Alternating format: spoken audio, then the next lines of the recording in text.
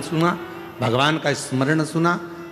और हिरण्यकशिपु की धर्मपत्नी गर्भस्थ थी, जिसको मारने के लिए स्वयं इंद्र लेकर जा रहे थे कि गर्भ में जो बच्चा होगा वो मारना जरूरी है, नहीं तो हिरण्यकशिपु जैसा क्रोधी होगा, वह भी विवाद करने वाला होगा, असुर होगा। तो नारद जी ने उसको छुड़ा लिया था और नारद जी ने उसको इतना ज्ञान दिया था, इतना ज्ञान दिया कि गर्भस्थ बालक भगवान की अविरल भक्ति में डूबने वाला उत्पन्न हुआ। इसलिए हमारे पुराने समय की माताएं कहती हैं कि गर्भ में जब बच्चा रहे उस समय पर रामायण गीता का स्मरण करना चाहिए, गर्भवती नारी को भगवान का भजन करना चाहिए, गर्भवती नारी को भगवत स्मरण करना चाहिए, गर्भवती नारी को भगवान को जल चढ़ाना चाहिए, गर्भवती नारी को अच्छे अच्छे पुराण वेद और शास्त्र श्रवण भी करे और पढ़े भी। पर आज के जमाने में जैसे गर्भ ठेरता है डॉक्टर कह देते हैं बेड रेस्ट, पलंग पर पड़ी रहो दिन भर।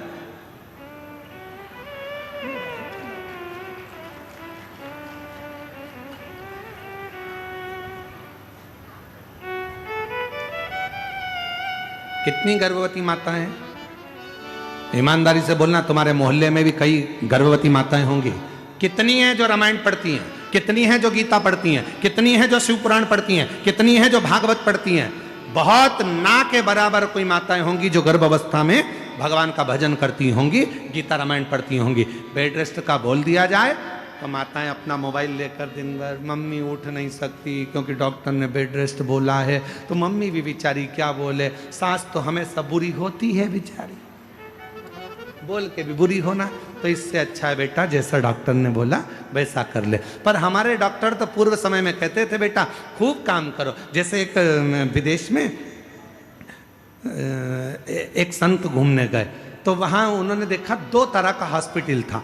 इधर लिखा था कि ऑपरेशन से बच्चे होते हैं और इधर लिखा था नॉर्मल डिलीवरी होती है। अब डॉक्टर को, संत को लगा बताओ गजब का हॉस्पिटल है, एक ही हॉस्पिटल में 2 जगह लिखा है, इधर ऑपरेशन से होते हैं, इधर लिखा है कि नॉर्मल डिलीवरी होती है। तो संत ने पूछा क्यों भैया, ये ऑपरेशन से बच्चा होता है, इसका कितना पैसा लगता है? तो उन्होंने कहा इसके लगभग 5 लाख रुपए लगते हैं। अच्छा, और जो ये नॉर्मल डिलीवरी होती है इसका? तो कहा इसके लगभग 20 लाख रुपए लगते हैं। नॉर्मल डिलीवरी के 20, ऑपरेशन से 5, ऐसा क्या है? तो कहे चलो अंदर चलकर दिखाते हैं। तो ऑपरेशन वाले का उन्होंने थिएटर दिखाया, जो भी ऑपरेशन रूम था, इसमें बच्चे को माता के ऑपरेशन कर देते हैं और बच्चे को बाहर निकाल देते हैं। और इसमें एक छोटा सा खेत जमीन दी है, अपनी सब्जी बनाओ, अपनी सब्जी बो, गेहूं है, खूब चक्की चलाओ और चक्की चलाकर बढ़िया आटा बनाओ, अपनी रोटी खुद बनाओ, अच्छे से झाड़ू लगाओ, पोछा लगाओ, अपने घर को साफ रखो और अपने आप तुम्हारा बच्चा हो जाएगा। हमको 20 लाख रुपए दो और अपने घर जाओ। ये 20 लाख।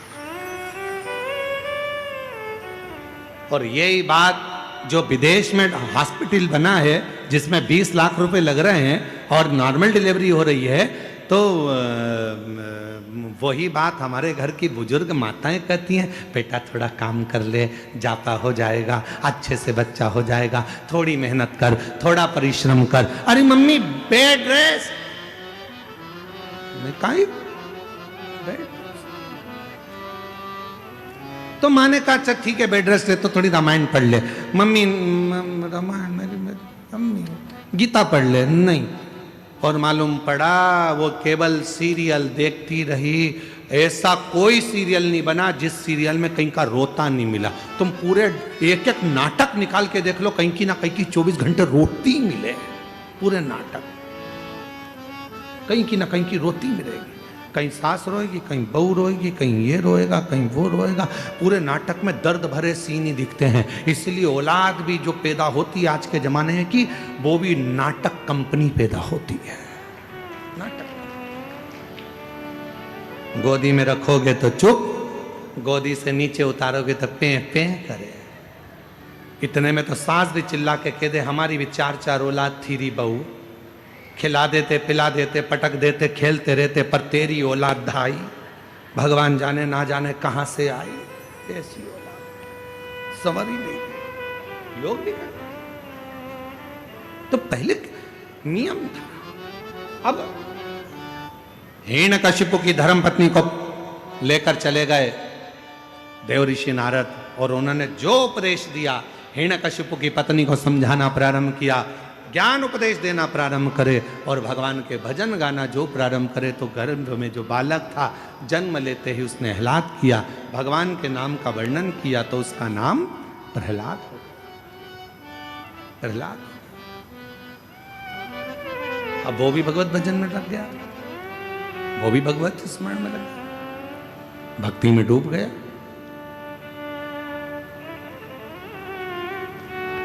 पर इतना जरूर है, जो जिनके यहाँ पर 14-14, 15-15, 20-20 साल तक औलाद नहीं होती है, वो शंकर भगवान की जब कथा सुनते हैं और उनका गर्भ ठहरता है, तो उनके गर्भ में जो बच्चा आता है, तो हमारा विश्वास कहता है कि वो शिव की कथा सुनकर पैदा हुआ है, शिव की कृपा का पात्र है।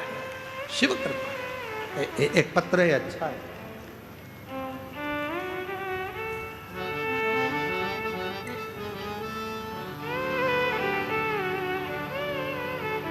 गुरु जी, पंडित जी, मेरा नाम सपना नायक और मेरे पति का नाम कमलेश नायक है। मैं ग्राम सोनापाल मुंजिला जिला बस्तर की निवासी हूँ। कहीं बैठी हो तो हाथ हिला सकती हैं, अगर कहीं बैठी हो तो हाथ हिला सकती हैं। मेरा नाम सपना नायक और पति का नाम कमलेश नायक है। कहीं बैठी हो तो हाथ हिला सकती हैं, और अगर बच्चा आया हो साथ में तो लेकर व्यासपीठ पर आ सकती हैं। बच्चे को साथ लाई हैं तो ला सकती हैं। मैं ग्राम सोनपाल मुंजला जिला बस्तर की निवासी हूँ गुरुदेव। एक लोटे जल का, आप लोग एलईडी पर पत्र पढ़ सकते हैं, पत्र चल रहा है एलईडी। एक लोटे जल की क्या बखान करूं, मेरे जीवन में एक नई रोशनी भर दिया। गुरुदेव, मेरी शादी को 14 वर्ष हो चुके थे, पर मुझे संतान सुख की प्राप्ति नहीं हुई। 14 वर्ष हो चुके थे, पर मुझे संतान सुख की प्राप्ति नहीं हुई। साल बीते और मैं माँ बनने में असमर्थ थी, पर वर्ष 2022 में पड़ोस वाली दीदी ने बताया आपकी कथा महाशिव पुराण के बारे में।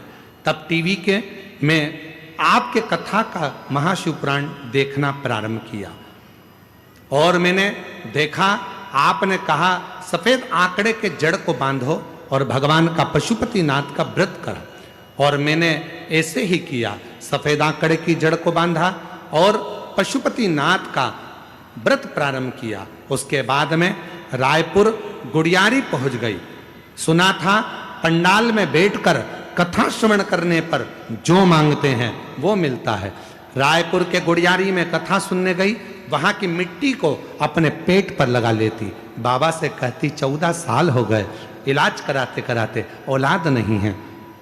तब वहां से लौट कर आई और बाबा की ऐसी कृपा हुई, 3 महीने के अंदर मेरा गर्भ ठहर गया, और बाबा की कृपा से मुझे 14 साल के बाद पुत्र रत्न की प्राप्ति हो गई। 14 वर्ष के बाद मेरे घर औलाद हुई, जिसका फोटो भी लगा रही हूँ। फोटो आप लोग एलईडी पर देख सकते, जिसका मैं फोटो भी लगा रही हूँ। 14 वर्ष के बाद मेरे यहाँ संतान हुई।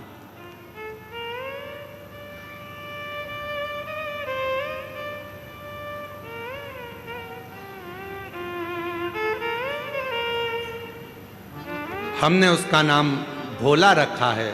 शिव की कृपा से हुआ है, बाबा की करुणा से हुआ है, और तेरी कृपा का क्या है भरोसा, कब किस पर हो जाए, जरा सी हम पर कर दो, जरा सी हम पर कर दो। आप भी बोलो साथ में, जिस पर भी हो गई तेरी कृपा करुणा वो भव पार हुआ। बोलो बोलो बोलो, भव पार हुआ।